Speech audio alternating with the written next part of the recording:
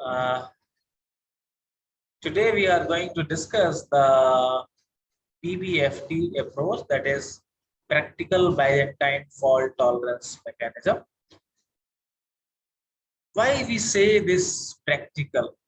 In the last video lecture, I talked about the Byzantine faults and the Byzantine fault tolerance mechanism, which consider a ideal environment, that is the BFT model assume that there will not be any delay in message passing, which is not practical assumption. Normally, the kind of network we have, delay is possible. So we should consider that.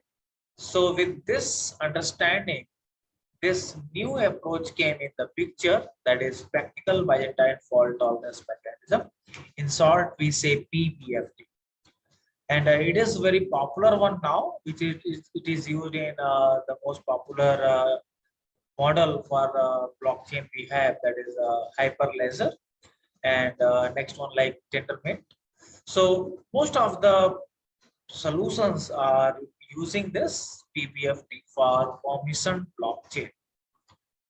So firstly, why we say it is practical? As I said, that ensures safety over an asynchronous network.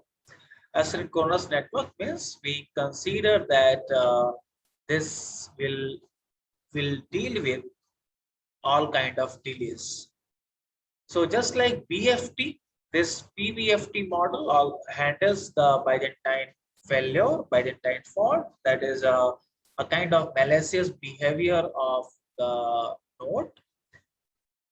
And then third one, that is this PBFT have low overhead in comparison to previous one. The real application of this PBFT, as I said, we have in Hyperledger, Tendermint, IBM's open chain model of the blockchain, RSDB, etc. Now, this practical Byzantine fault tolerance model is more and less with similar with BFT, but you can see if you compare this model with the BFT, you can see the difference here, that the client will do a request to the commander, and the response will be received from not only the commander but all the generals, all the lieutenants are in the system. So this is the difference we have in PBFT. So as I said that this PBFT deal with the asynchronous distributed system, that is a kind of delay is possible here, and the Byzantine failure and the privacy, that is a kind of tamper-proof messaging authentication, all kind of privacy is provided in this PBFT model. So in the PBFT model, most of the things are similar to the BFT, but as I said that this model consider the practical scenario. So that's why if we say that in BFT 2F plus 1 node, we consider that it is required for consensus where F is the number of faulty nodes. Here we say that if F is the number of faulty replicas, then we need 3F plus 1 replica for consensus. So what is the replica basically, and what are the views? The replica moves through a succession of configurations. We call these as a view. And one replica in a view is a primary and others are the backups. That means, suppose we have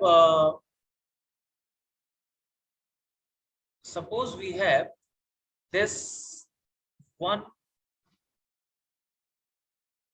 say this one replica. So we say that one replica in a view is primary and other are the backup. So if I'm saying that this is the one,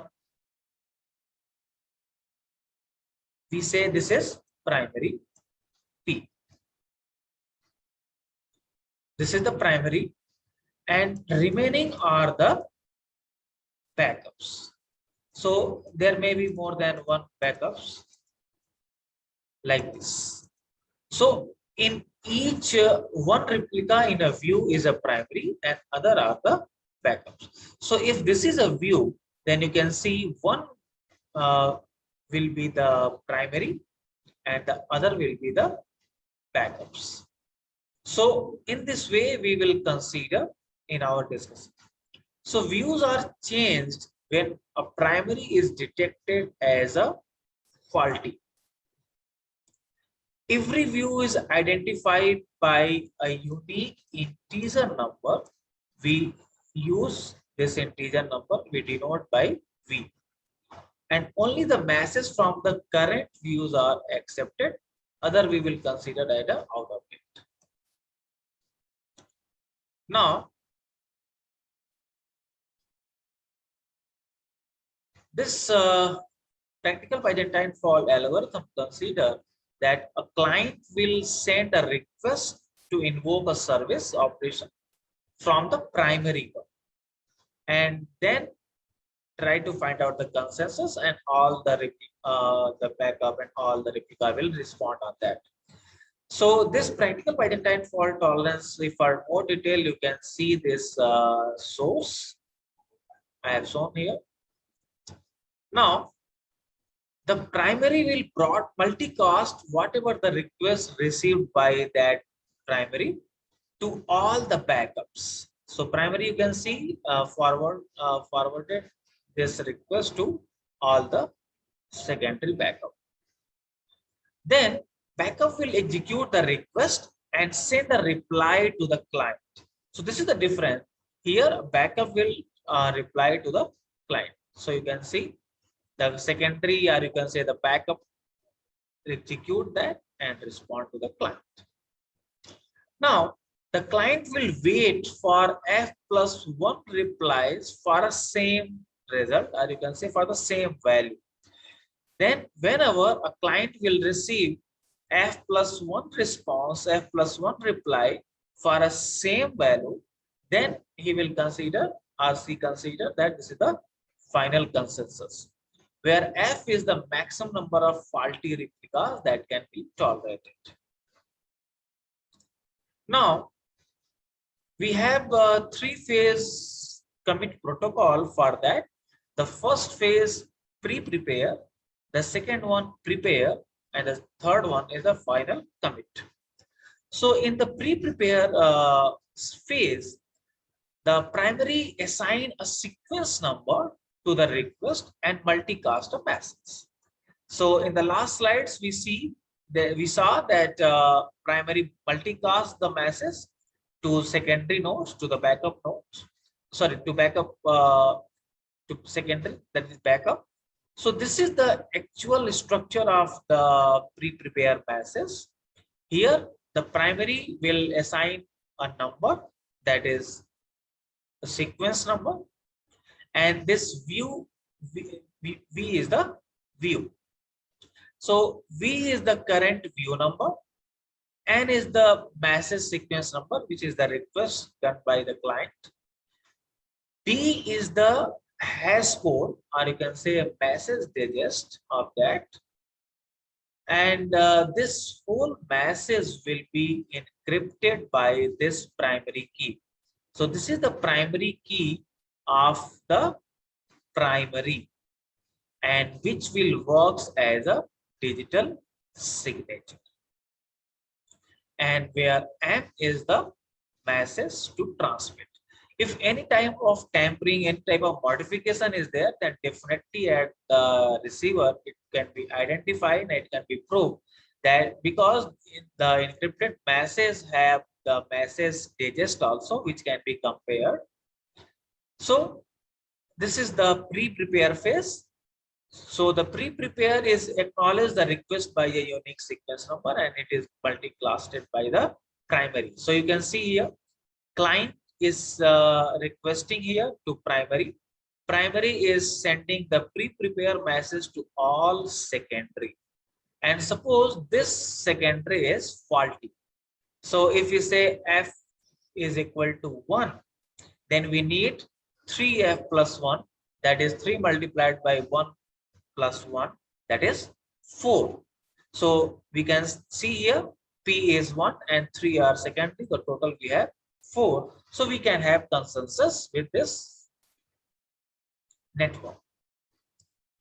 Now, this pre-prepare message, as I said, that pre-prepare messages are used as a proof that request was assigned sequence number n is the view V. So backup will accept a pre-prepare message if the signature is correct and the message digest D is the digest for M. The backup is in the view. It has not received a different pre-prepare message with the sequence number N and view V with a different digest. It is possible when someone modify in message M, then definitely it will be recognized here and it will be discarded by the backup. The sequence number is within a threshold. So if it is so, then backup will accept that pre-prepare message. And after that, prepare phase, second phase, that is a pre-prepare phase. Here, replicas agrees on the assigned sequence number. And if the backup accepts this received pre-prepare message, it enters into pre-prepare phase by multicasting a message, and that is a pre-prepare message which is sent by all the secondaries to all the primary and secondary existing in that view. So the structure of the pre-prepare message is similar to we have in pre-prepare phase. So it will be sent to all the replica. So a replica, basically both primary and backup, accepts prepare message. If signature are correct, view number equals to the current view and sequence number is within a threshold. So you can see this is the view number, this is the sequence number, this is the message digest, and this is the primary key which is used for the encryption of the, and this is the primary key of the backups. Now,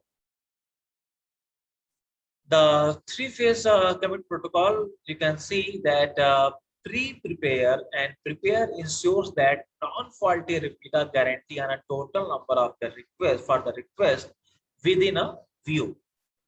Commit a message if 2F prepare from different backup matches with the corresponding prepare.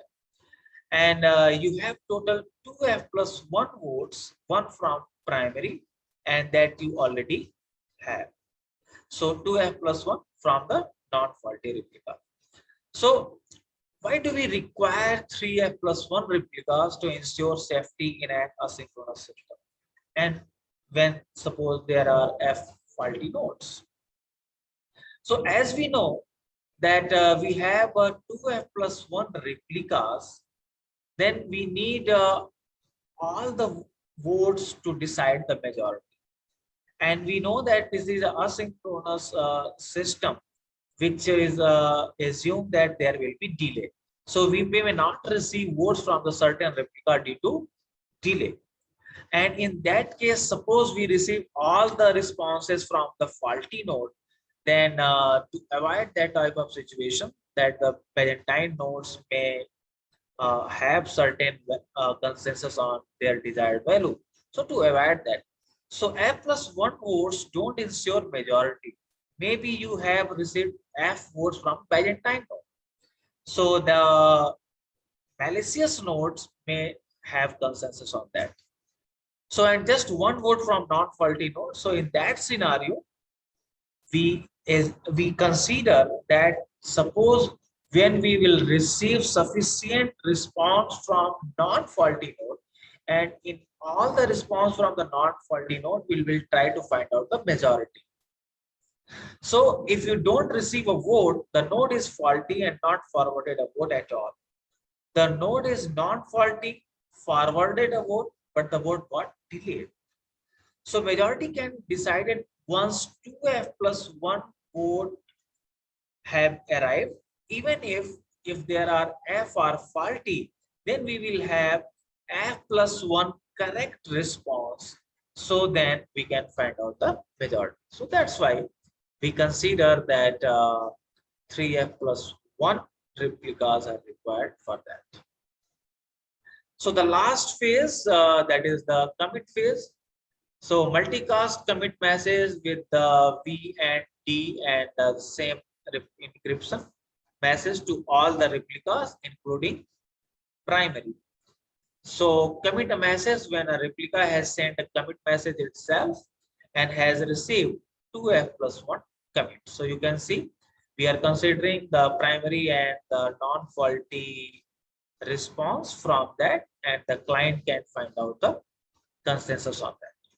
So this is all about the practical Byzantine fault tolerance mechanism. There are few things related to the view chain, chains things. So I'm giving you as an assignment, so you can explore all those things. In the next video lecture, I will start some use cases so that you can have a glimpse that we can work on that and you can work on that project. So thank you.